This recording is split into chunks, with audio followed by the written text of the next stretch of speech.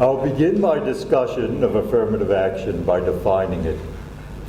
Affirmative action is that form of discrimination that discriminates against people because they are members of a more successful racial or ethnic group.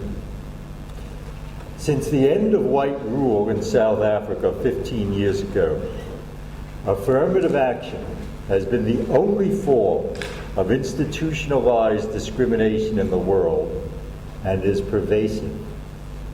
I wrote a monograph in which I analyzed affirmative action on 4 continents, ending with the Holocaust, which was the most ruthless and systematic implementation of affirmative action ever undertaken. But it was because of my study of affirmative action in the United States, in my book, The Affirmative Action Hoax, that Professor Hoppe honored me with an invitation to address this distinguished society, and that will be the subject of my talk today. Information on my book and monograph have been distributed. Before I start, I'll explain that I use the term Hispanic to describe Americans of Latin American origin. I will begin with universities, since that is the context in which affirmative action has been the most debated. The first and foremost fact that must be understood about affirmative action is that neither in the United States nor anywhere else is it compensation for a disadvantaged economic or social background. In fact, American universities give preference in admission to blacks in the highest 10% of socioeconomic status over whites in the lowest 10%.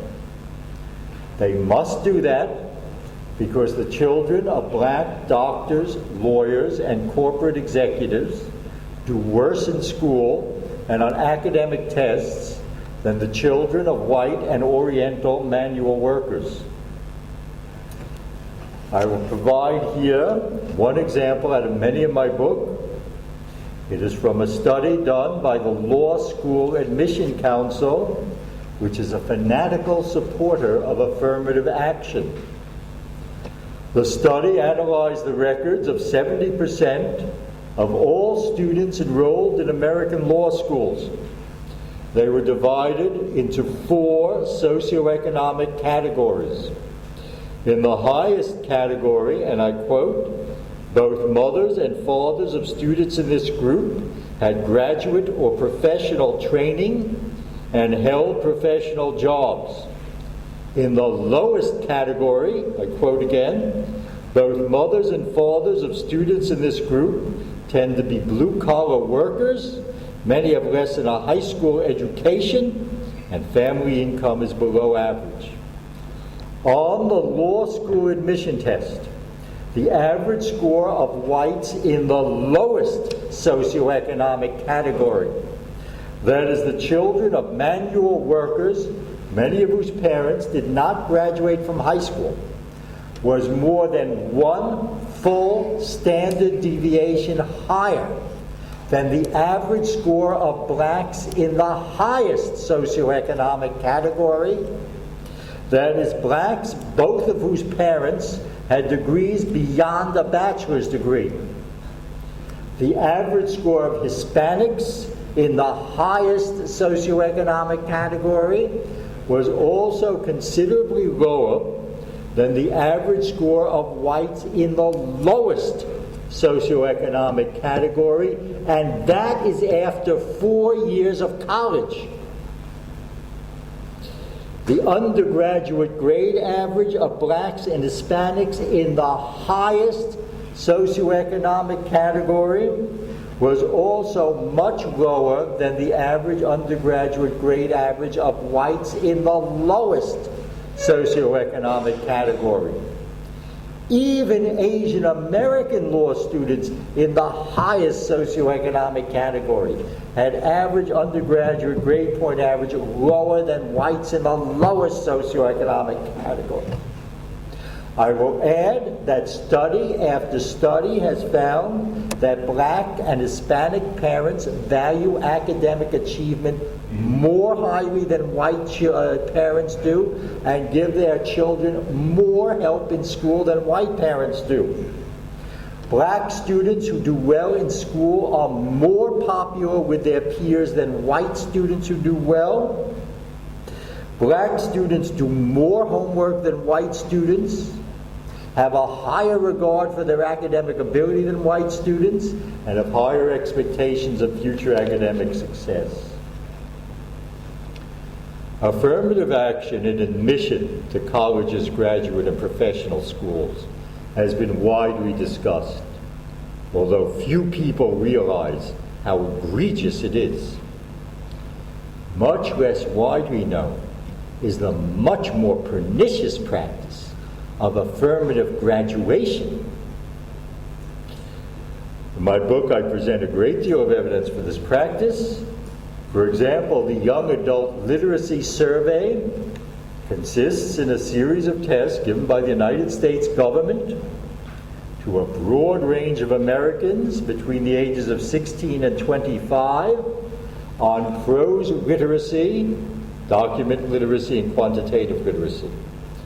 On it, among black college graduates, only 18% are able to summarize the content of a newspaper article. Only 11% of black college graduates are able to understand a bus schedule. And only 14% of black college graduates are able to calculate the cost, change due, and a 10% tip on a simple lunch. Affirmative graduation is also illustrated by state qualifying tests for teachers. The passing requirements on these tests are set at a ludicrously low level.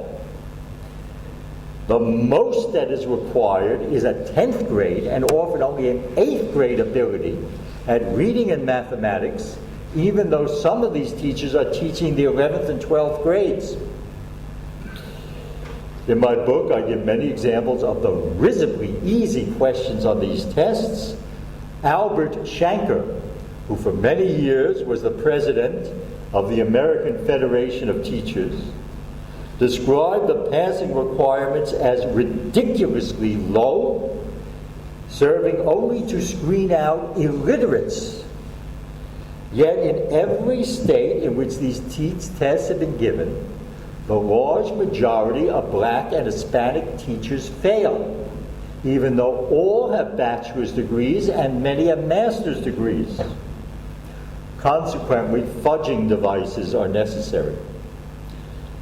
For example, Texas instituted a requirement that in order to retain their positions, all public school teachers had to pass a test on which a typical problem was picking from 5 choices the answer to the question: if it takes 10 hours to go from point A to B at 50 miles per hour, how long will it take at 40 miles per hour?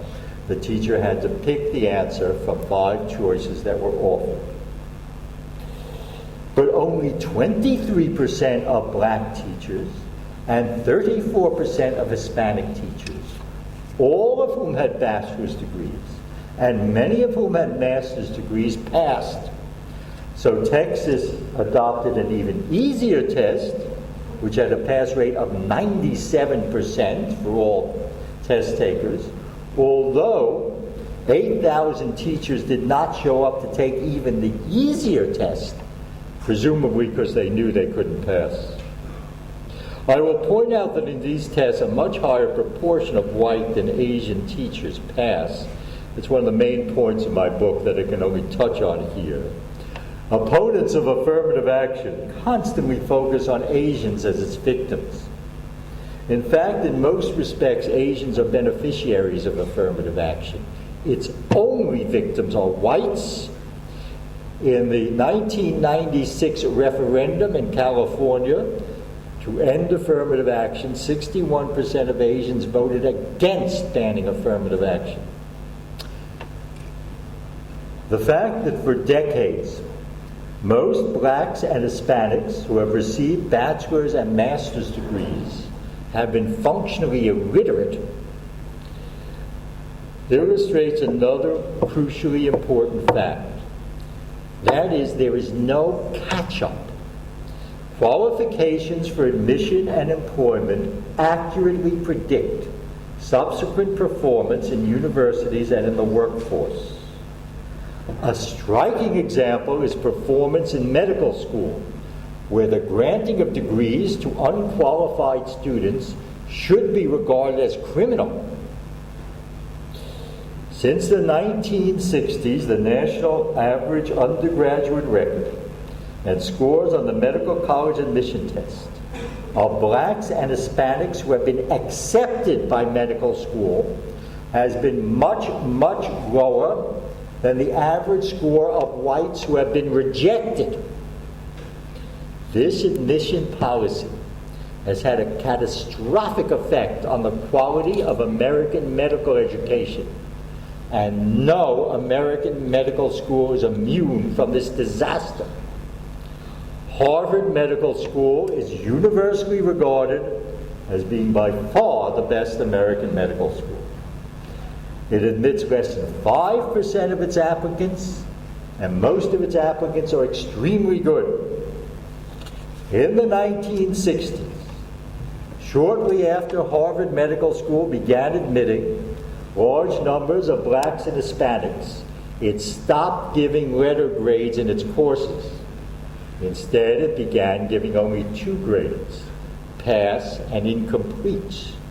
A student who got an incomplete could take re-examinations in that course until he passed, and the dean made sure those re-examinations became easier and easier. When a student finally passed a re-examination, the incomplete was erased from his record and a pass entered. Thus, every student who enters Harvard Medical School is guaranteed to graduate with the same record. Also, shortly after Harvard Medical School began full-scale affirmative action admissions, the dean stopped reporting to the faculty the scores of their students on the national qualifying test for doctors. A student is allowed to retake these tests 5 times if he fails, and Harvard Medical School has given medical degrees to students who have failed the national qualifying test for doctors on all 5 retakes. Many of you are now thinking, well, since medical school graduates must take a national qualifying test in order to practice medicine, at least those tests protect us against incompetents becoming doctors. But even that isn't true. In order for most blacks and Hispanics to pass the national qualifying test for doctors, the passing mark has been made so low that 99.7% of whites who take it pass. And there are people out there with medical degrees from Harvard Medical School who have failed on all 5 retakes, a test of basic medical knowledge that 99.7% of whites pass. While we're discussing Harvard professional schools, I'll give just one example from Harvard Law School. At a time when the law school admission test was graded on a 200 to 800 scale, Harvard Law School rejected Kenneth Crone, who had a perfect 800 on the law school admission test, had graduated from MIT with honors, had a PhD in mathematics from Harvard, and was the co-author of the Crone-Rhodes theorem, which is a mainstay of modern algebraic theory in computer science.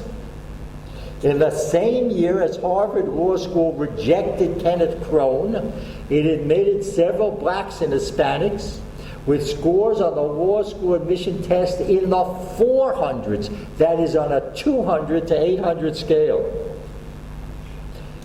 law school graduates, like medical school graduates, must pass an examination, the bar examination, in order to practice law. And as with national medical qualifying tests, in order for most blacks and Hispanics to pass the bar exam, the passing mark has been set so low that in many states, nearly every white who takes it passes. The facts I presented illustrate another basic point. Supporters of affirmative action constantly insist that they're opposed to quotas. But if racial and ethnic discrimination is going to be practiced, by far the fairest and most efficient way is through explicit quotas. If explicit quotas were used, then when a state set qualifying tests for its teachers, it could announce beforehand that, for instance, 15% of those who pass must be black, 15% Hispanic, 5% Asian, 65% white. It could then ask reasonably difficult questions and set the passing mark for each group so that the desired proportion pass. That would ensure that at least the white teachers who pass it are qualified.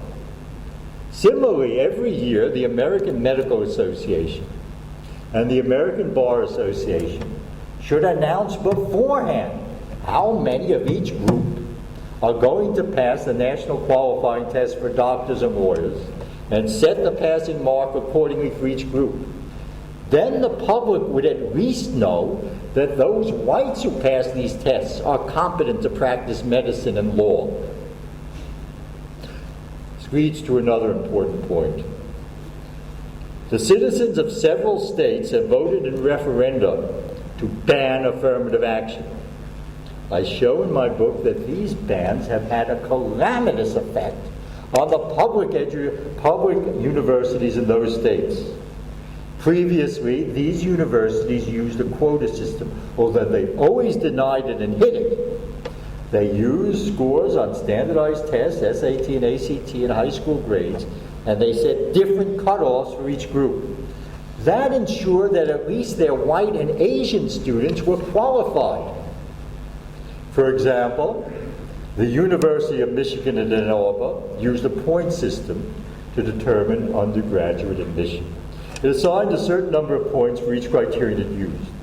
I must explain, maybe the people here are not American. The SAT, Scholastic Aptitude Test, used to consist of two tests, one of verbal reasoning, one of mathematical reasoning, marked on a 200 to 800 scale.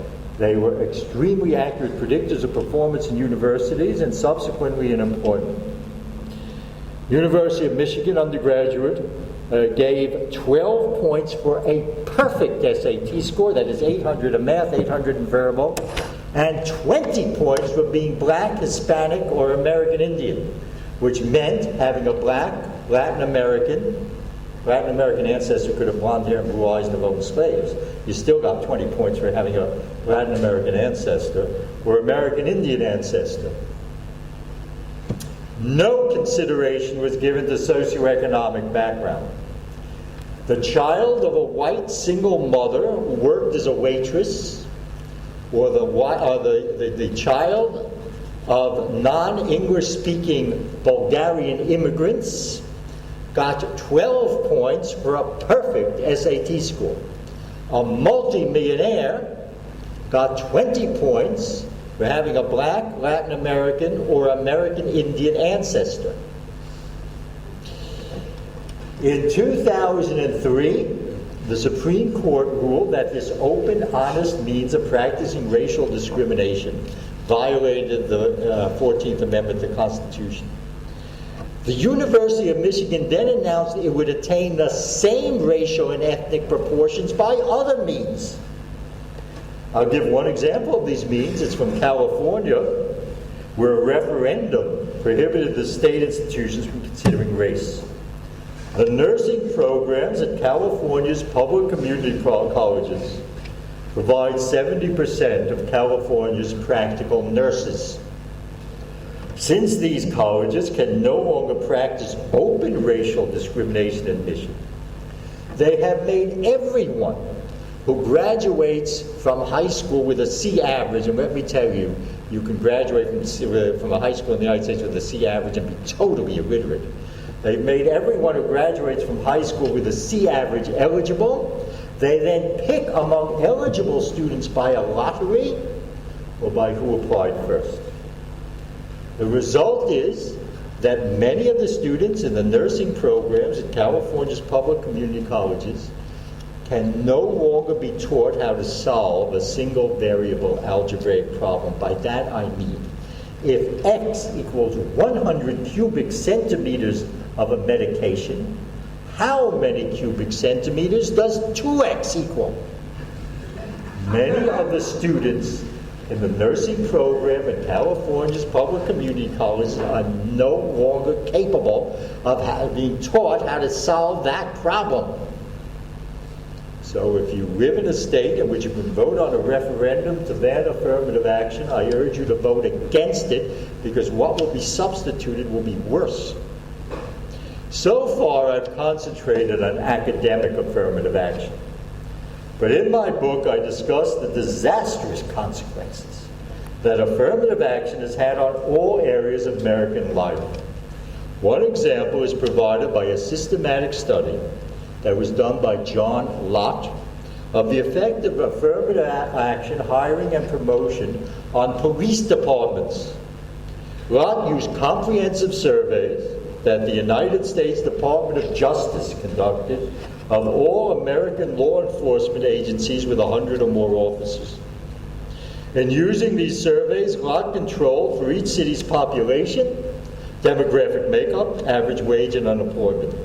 He found that every 1% increase in the proportion of a police force that is black increases the rate of property crime by 4% and the rate of violent crime by 5%. I will repeat that.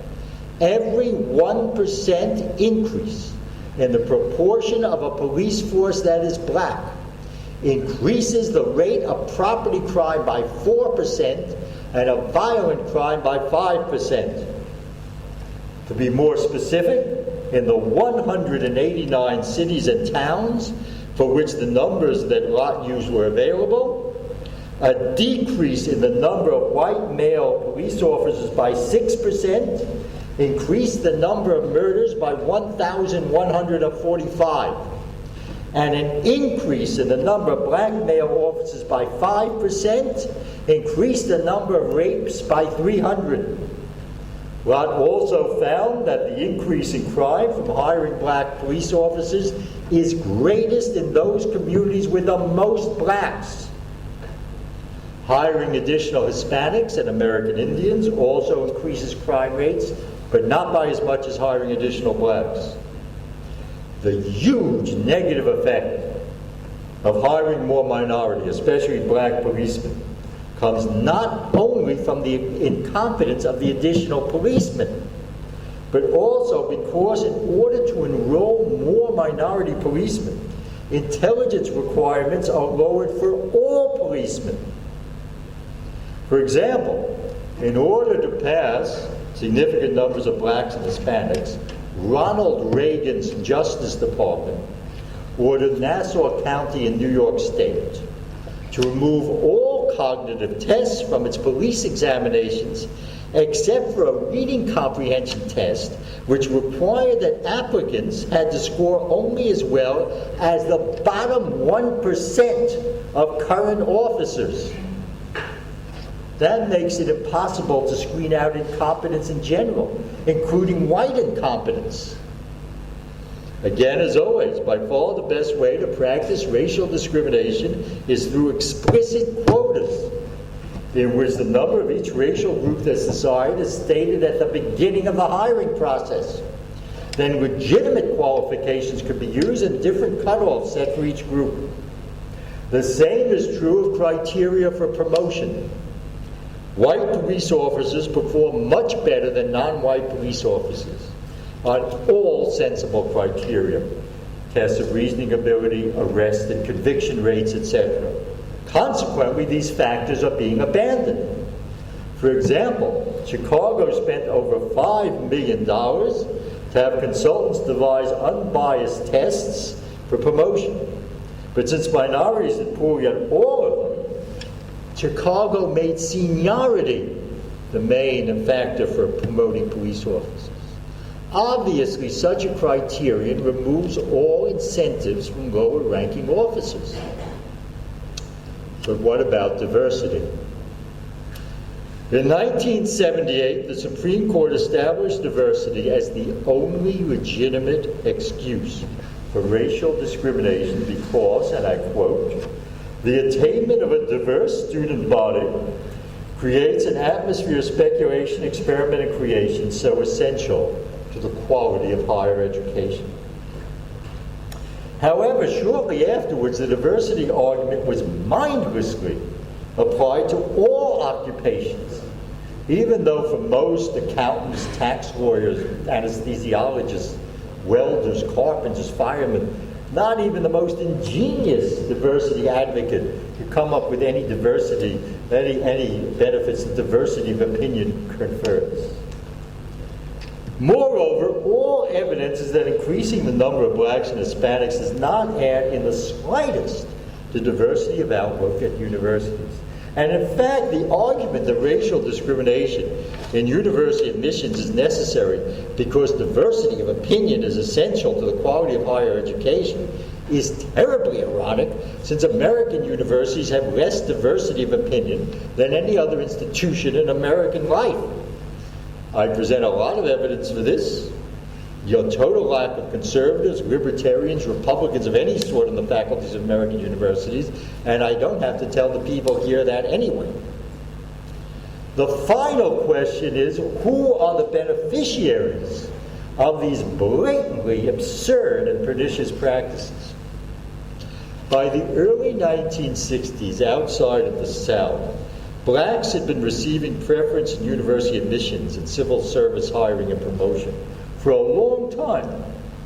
In the early 1960s, universities began to recruit Hispanics, and federal agencies and private businesses that contracted with the government, the U.S. government, had to demonstrate non-discrimination by reporting the number of Hispanics as well as blacks they employed. Affirmative action was still being justified completely as compensation for slavery and past discrimination against blacks. But by 1965, white Latin American multimillionaires whose ancestors owned slaves were receiving massive preferences in universities, public and private business. I knew some even then. In 1900, the Hispanic population of the United States was only 125,000.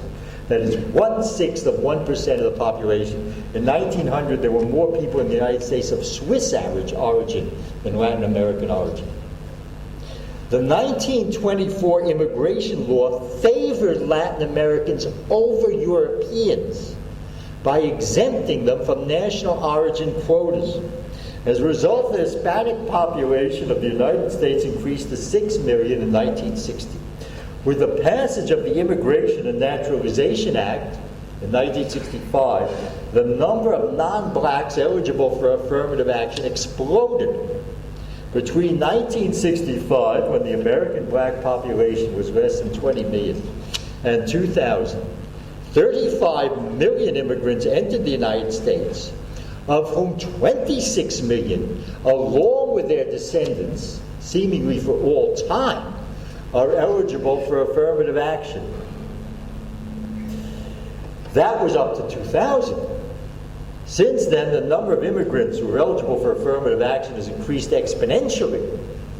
That does not include the descendants of Latin Americans who entered the United States preferentially over Europeans before 1965, or the huge numbers of Latin Americans who constantly entered the United States illegally and whose descendants are eligible for affirmative action.